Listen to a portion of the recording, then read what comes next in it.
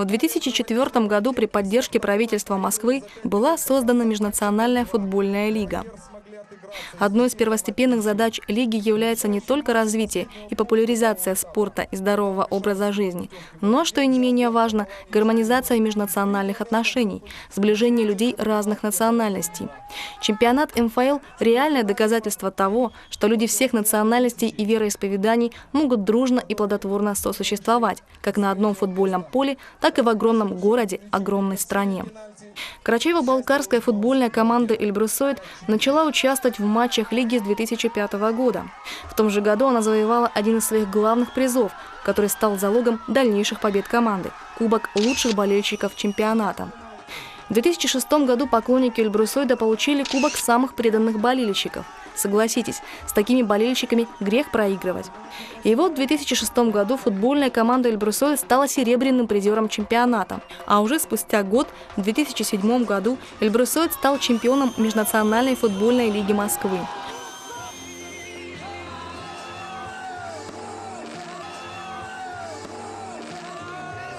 А в начале июня этого года наша команда приняла участие в чемпионате Европы по футболу Европеаде 2008, который прошел в швейцарском городке Седрун. Турнир был организован Федералистским союзом европейских национальных меньшинств. Первую игру ребята провели со сборной команды аруманов, проживающих в Румынии. Вторая игра состоялась со сборной тирольцев, а третью игру провели против сборной Дании. К сожалению, с первой попытки взять Кубок Европы нашему клубу не удалось. Но, как известно, главное не победа, а участие. Тем более, что в швейцарском городке ребята приобрели бесценный опыт и проявили все обаяние кавказского характера, что было особо отмечено организаторами турнира. И на финальной игре нашу команду зрители встречали уже с особым восторгом. Хочется отметить, что команда «Эльбрусоид» своей игрой заставила зрителей и организаторов надолго запомнить, и не побоимся этого слова, полюбить наш народ. И если бы на чемпионатах по футболу была традиция присуждать приз зрительских симпатий, то его обладателем, несомненно, стал бы наш футбольный клуб. Кроме футбола, делегация от «Эльбрусоида» показала фольклорно-этническую культурную программу, которая также была встречена бурными овациями всех гостей чемпионата.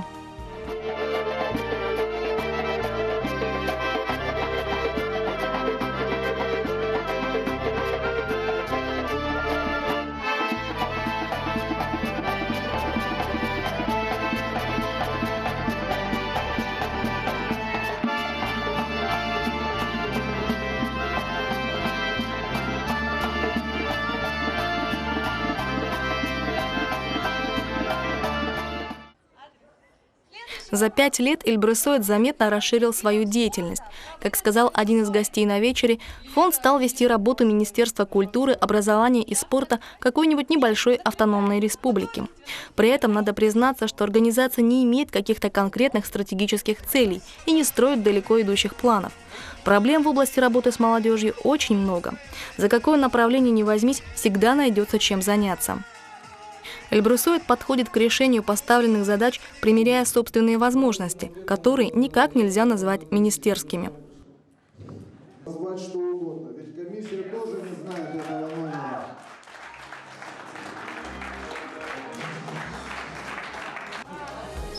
Одной из острых проблем Карачаево-Балкарского, как и любого другого малого народа, является проблема сохранения языка. Тут одними нравоучениями не обойтись. Необходимо привлечь внимание детей и молодежи к живой, звучащей родной речи, на способность родного языка передавать тонкие нюансы неповторимого национального характера. Это возможно не только обладанием словарного запаса, но и знанием духовной культуры своего народа. Научить этому привычными уроками очень сложно. «Эльбрусоиды» решили для изучения родного языка воспользоваться визуальными средствами, а именно переводами известных мультипликационных, художественных и документальных фильмов. Дублирование на родном языке – это всегда увлекательно. Известный драматургический сюжет неожиданно начинает работать по-новому, вбирая в себя национальный колорит. Чтобы фильм заговорил на другом языке, не требуется больших затрат. Современные компьютерные технологии позволяют совершать чудеса. Но, как вы сами понимаете, иметь технику – это еще не все.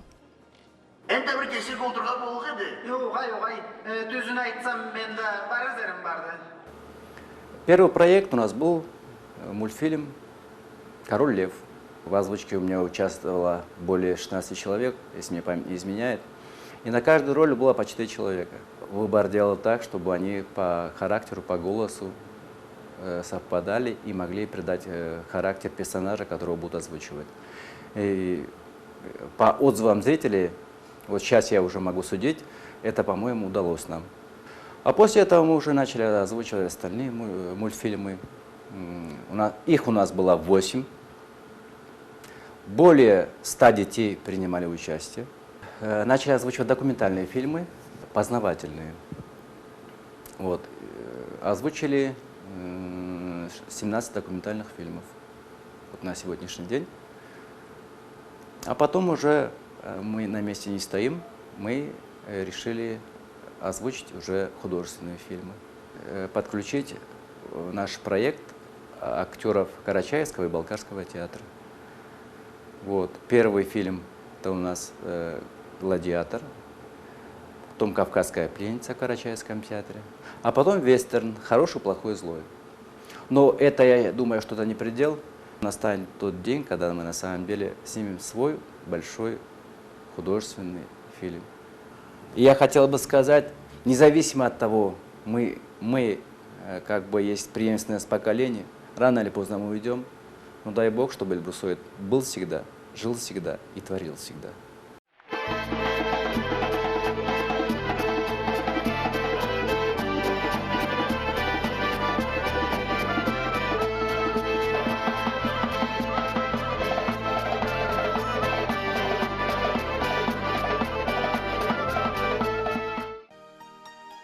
Одним из приоритетных направлений работы Эльбрусойда является издательская деятельность. Серия «Карачаево-Балкарская литературная классика», над которой мы сейчас работаем, нацелена на пропаганду лучших произведений наших известных писателей. Эту серию мы начали с двухтомного издания избранных сочинений талантливого поэта, писателя и драматурга Халимат Башчиевны Байрамуковой. Любители родной словесности в скором времени смогут ознакомиться с этим превосходным изданием. В рамках этой серии подготовлены к изданию сборник стихов замечательного поэта Азрета Семенова и книга яркого и талантливого писателя Бориса Чипчикова. В будущем планируется издание книг классиков нашей литературы Исмаила Семенова, Кязима Мичиева, Мусы Батчаева.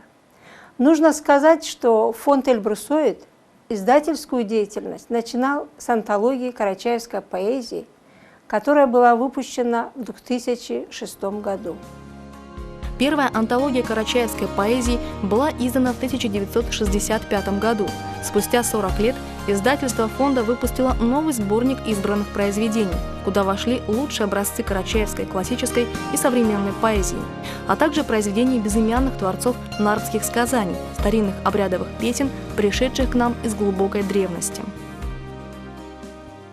Такое великое произведение, которое останется в истории карачаевской литературы, да и литературы Карачаево-Черкесии. Это уникальный человек, как Алита Таркулов, прекрасный человек там, в Москве, такое организовал для карачаевской, балкарской молодежи, талантливой молодежи, и такие великие дела делает. Нашу культуру действительно, мне такое ощущение, что не здесь, а там вот продвигают.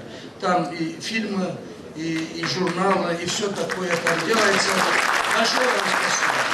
Такое дело, конечно, могут делать только истинные патриоты, действительно, у которых в сердце есть настоящая любовь к своему народу, к своей родине.